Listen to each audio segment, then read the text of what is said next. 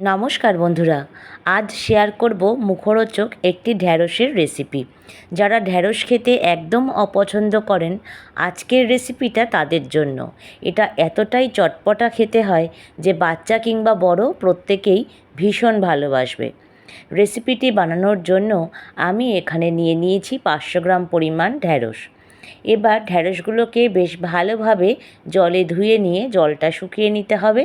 তারপর ছুরির সাহায্যে এরকম দুদিকের মাথাটা আমরা কেটে বাদ দিয়ে দেব।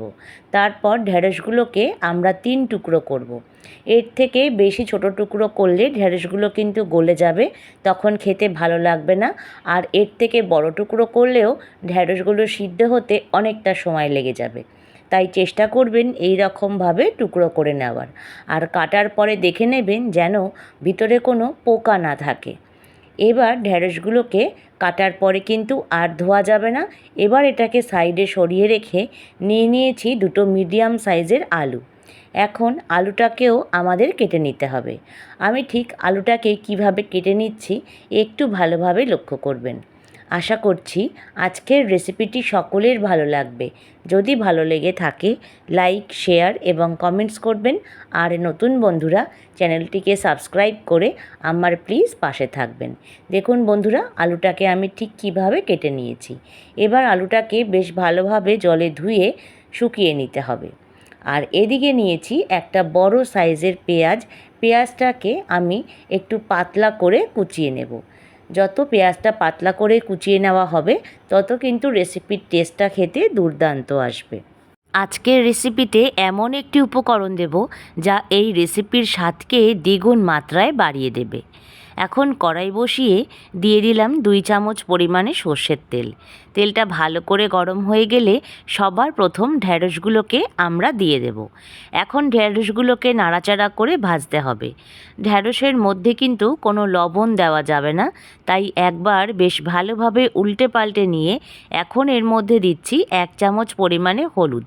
কারণ হলুদ ছাড়া ঢ্যাঁড়সটা ভাজলে ঢ্যাঁড়সের গায়ের রঙটা কিন্তু ভালো আসে না। তাই হলুদ দিয়ে ঢ্যাঁড়সটাকে নাড়াচাড়া করতে হবে এবং 2 থেকে 3 মিনিট অবধি ঢ্যাঁড়সটাকে নাড়াচাড়া করে ভাজতে হবে। যতক্ষণ না অবধি ঢ্যাঁড়সের গায়ের থেকে পিচ্ছিল ভাবটা চলে যাচ্ছে ততক্ষণ অবধি নাড়াচাড়া করে ভেজে নিতে হবে। গ্যাসের ফ্লেমটাকে মিডিয়াম টু হাইতে রেখে এখন ঢ্যাঁড়সগুলোকে আমাদের ভেজে নিতে হবে। দেখুন বন্ধুরা, নাড়াচাড়া করতে করতে ঢ্যাঁড়সের যে পিচ্ছিল ভাবটা ছিল সেটা একদম চলে গেছে। তাই এখন একটা প্লেটে আমি এটাকে তুলে নিচ্ছি। ঢ্যাঁড়সটা তুলে নেওয়া হয়ে গেলে আবারও আমি 2 চামচ পরিমাণে সর্ষের তেল দিলাম। তেলটা ভালো করে গরম হলে দিচ্ছি 1/2 চামচ পরিমাণে কালো সর্ষে আর 1 চামচ পরিমাণে গোটা জিরে। তার সাথেই দিয়ে দিচ্ছি 2টো শুকনো লঙ্কা।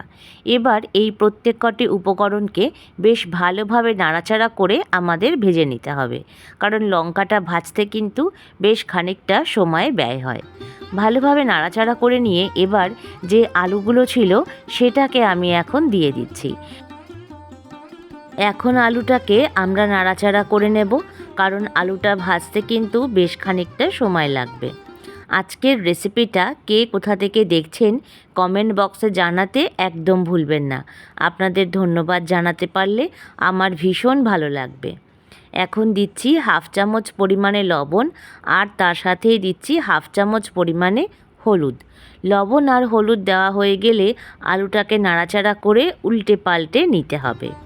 1 থেকে 2 মিনিট বেশ ভালোভাবে নাড়াচাড়া করে নিয়ে এখন ঢাকনা দিয়ে ঢেকে দেব 2 মিনিটের জন্য। 2 মিনিট পরে ফিরে আসলাম। দেখুন বন্ধুরা, আলুটা কিন্তু বেশ খানিকটা নরম হয়েছে। তাই ভালোভাবে একবার উল্টে পাল্টে নিয়ে এখন এর মধ্যে দিচ্ছি 1 চামচ পরিমাণে গ্রেট করে নেওয়া আদা আর তার সাথে দিচ্ছি যে পেঁয়াজটা আমরা কুচিয়ে রেখে দিয়েছিলাম সেটা। এখন পেঁয়াজ আর আদা দিয়ে ভালোভাবে নাড়াচাড়া করে নেব।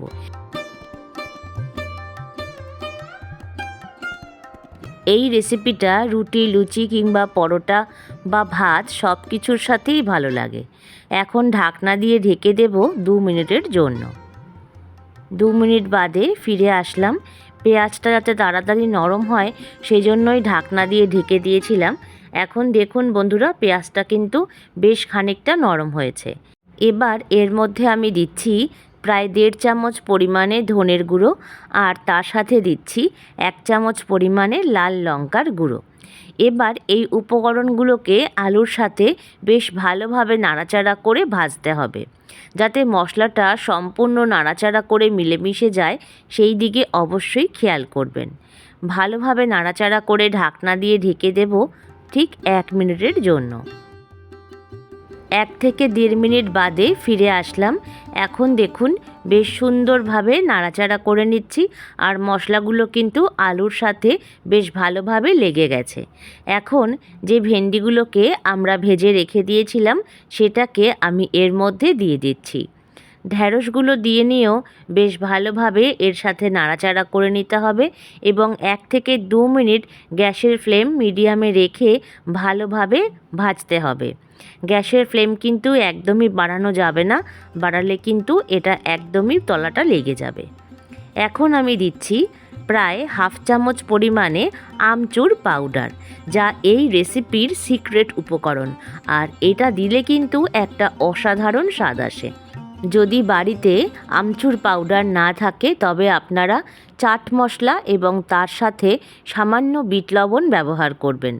একদম এই রেসিপির টেস্টই কিন্তু আসবে। সামান্য পরিমাণ জল দিলাম যাতে ঢ্যাঁড়স এবং আলুটা সামান্য নরম হয়। ভালোভাবে একবার নাড়াচাড়া করে নিয়ে এটাকে একটা ঢাকনা দিয়ে ঠিক 2 মিনিটের জন্য ঢেকে দেব। 2 মিনিট পরে ফিরে আসলাম। দেখুন বন্ধুরা, জল কিন্তু একদমই শুকিয়ে গেছে এবং ঢ্যাঁড়স আর আলু বেশ সুন্দরভাবে নরম হয়েছে। দেখতেও কিন্তু অসাধারণ হয়েছে। ভালোভাবে এটাকে একবার আমি উল্টে পাল্টে নিয়ে এখন এর মধ্যে দিচ্ছি একেবারে সামান্য পরিমাণ একটু চিনি। যেহেতু রেসিপিটা একটু টক ঝাল মিষ্টি স্বাদের হয়, তাই সামান্য চিনি ব্যবহার করলাম। চাইলে আপনারা চিনিটা স্কিপও করতে পারেন। এবার ভালোভাবে উল্টে পাল্টে নাড়িয়ে চাড়িয়ে দিয়ে নিলেই রেডি আমাদের দারুণ টেস্টি ঝাল ঝাল শুকনো টক ঝাল মিষ্টি ঢ্যাঁড়স আলুর রেসিপি। এইভাবে একবার বাড়িতে বানিয়ে দেখুন, আশা করছি প্রত্যেকের ভালো লাগবে। যারা অপছন্দ করে থাকেন তারাও কিন্তু হাত চেটে খেতে এই রেসিপিটাতে বাধ্য হবেন। আশা করছি আজকের রেসিপিটি সকলের ভালো লেগেছে। যদি ভালো লেগে থাকে লাইক, শেয়ার এবং কমেন্টস করবেন, আর নতুন বন্ধুরা চ্যানেলটিকে সাবস্ক্রাইব করে আমার প্লিজ পাশে থাকবেন। প্রত্যেকে ভালো থাকবেন, সুস্থ থাকবেন, অনেক আনন্দে থাকবেন। রেসিপিটা দেখার জন্য অসংখ্য ধন্যবাদ।